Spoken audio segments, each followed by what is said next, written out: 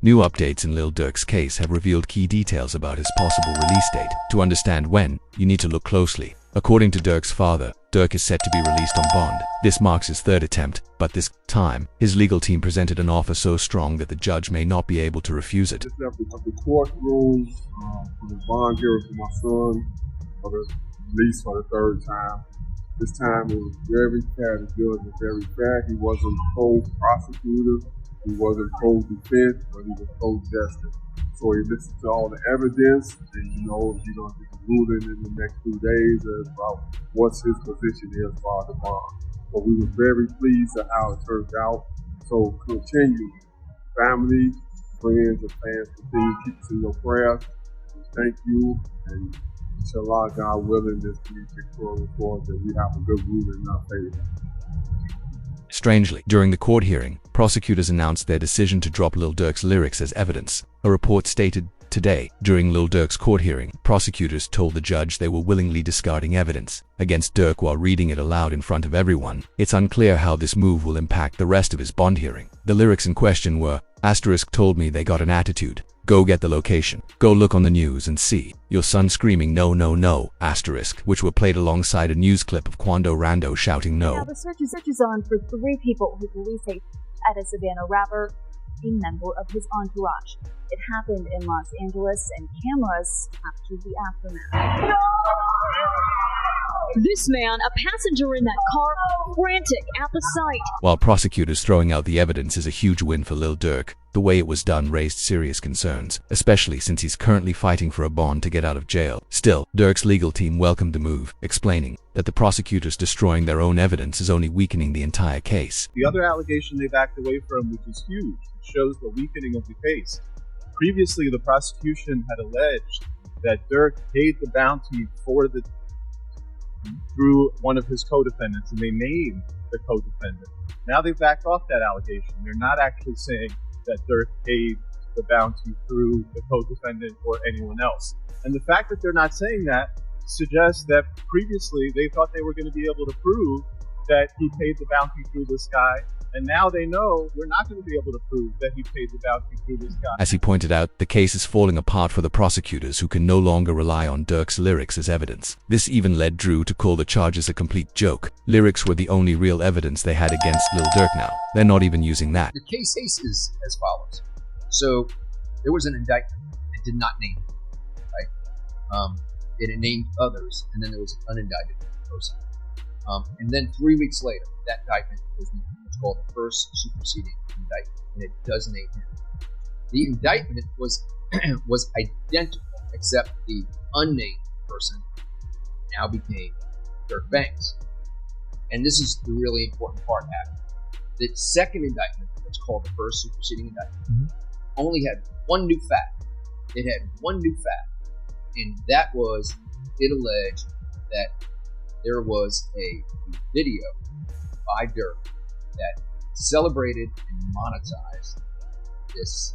However, just days later, when the judge finally ruled on Durk's bail, it was revealed that federal authorities demanded he go completely broke and surrender all of his property to be granted bond. They expressed concern that Durk might use his wealth to place bounties on witnesses, making him too dangerous to release without extreme conditions. No bond for Lil Durk. Let me tell you about what options he has left and why the bond was denied this time. Now, he's in federal court on a murder for hire charge where he faces the possibility of life in prison.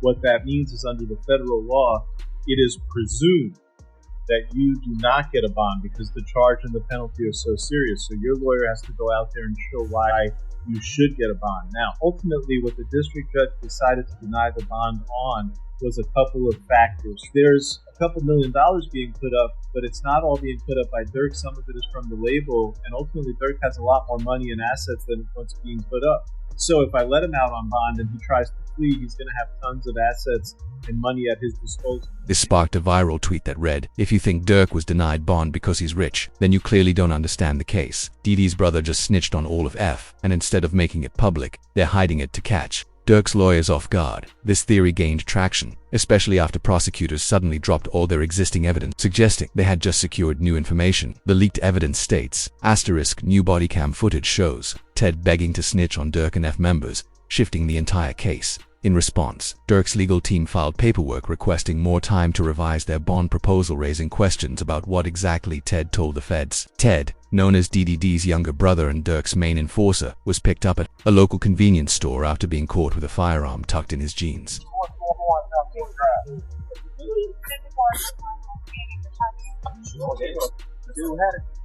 What about that? The man had it with an extended clip. That's cool though, right? It was at this moment that Lil Ted began breaking down in the back of the police car, crying uncontrollably. Before even reaching the police station, he told officers, quote, "I swear I'll tell you all about the passings," desperately, trying to avoid being locked up, but by then, it was already too late. Come on.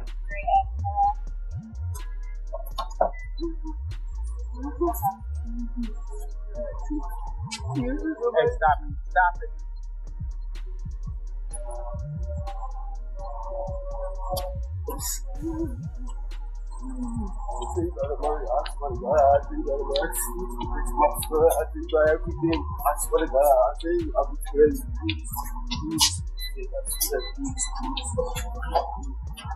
Once placed in the holding cell, Ted was seen crying uncontrollably, desperate to go home. All he wanted at that point was to snitch on the gang members he knew were involved in crimes, hoping that cooperating would be his ticket out.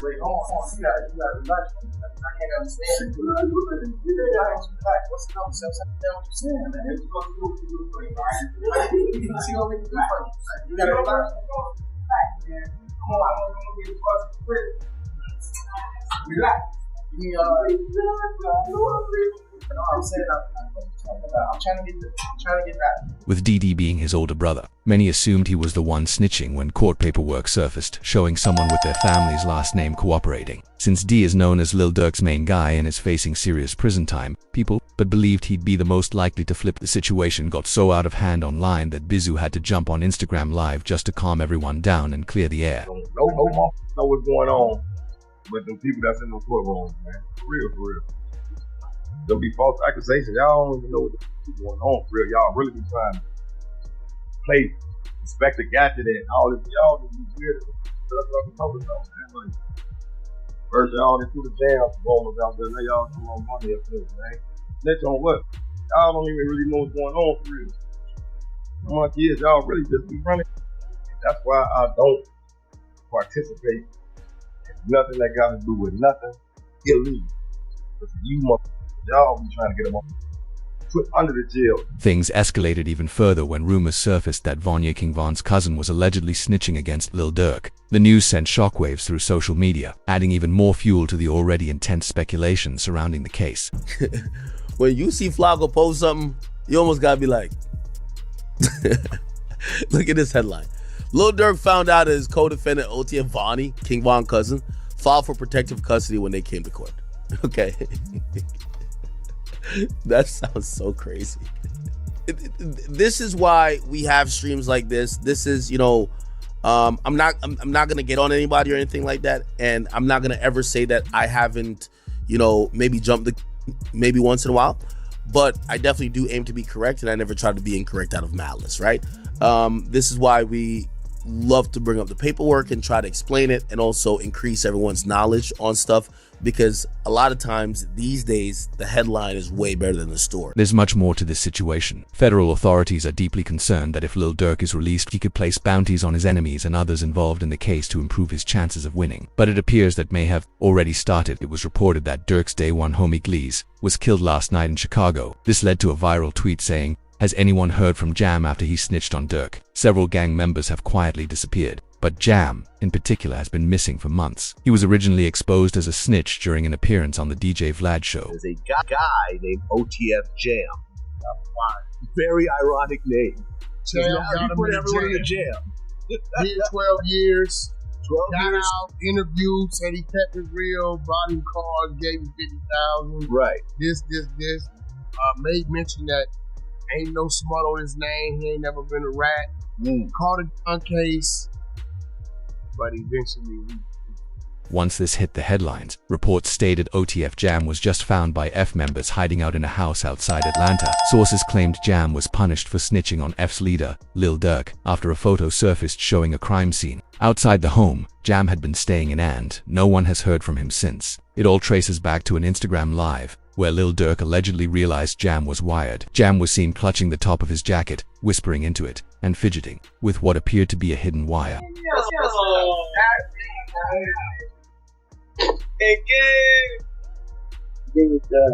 Check on your man, I heard you got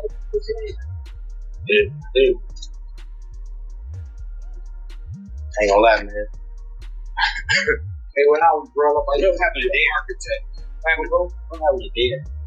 Schools out down. Months before his own arrest, Durk had already sensed that Jam was acting suspicious. Sources revealed that Durk had been playing 3D chess the entire time, strategically staying ahead. He reportedly knew Jam was going to cooperate with authorities and had been preparing for it all along. I see shit from a mile away. I don't think people realize that. I can have a conversation with you for 5 seconds and know your. But the story gets even crazier, and here's why. Later in that interview, Durk revealed he no longer lets his friends know where he lives, keeping all personal information to himself. You can see the sadness in him, clearly affected by Jam's betrayal.